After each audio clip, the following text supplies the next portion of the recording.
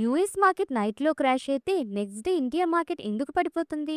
Answer simple. Global indexes. Global indexes అంటే world లో major stock market performance ని measure చేయడానికి యూజ్ చేసే ఇండికేటర్స్. సింపుల్ గా చెప్పాలంటే గ్లోబల్ మార్కెట్స్ ఎలా పర్ఫార్మ్ అవుతున్నాయో చూపించే benchmarks. Important global indexes లో కొన్ని S&P 500, Dow Jones industrial average, Nasdaq composite USA నుండి, FTSE 100 UK నుండి, నిక్కీ 225 జపాన్ నుండి, హ్యాంగ్సెంగ్ ఇండెక్స్ హాంకాంగ్ నుండి.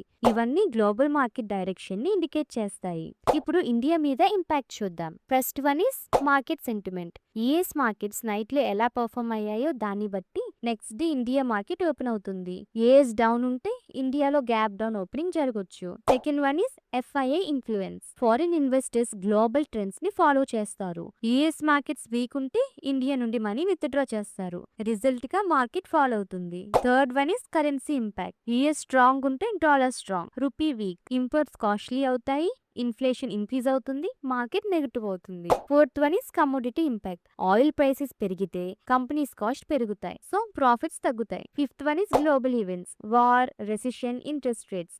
ఇవన్నీ గ్లోబల్ మార్కెట్స్ ని ఎఫెక్ట్ చేస్తాయి.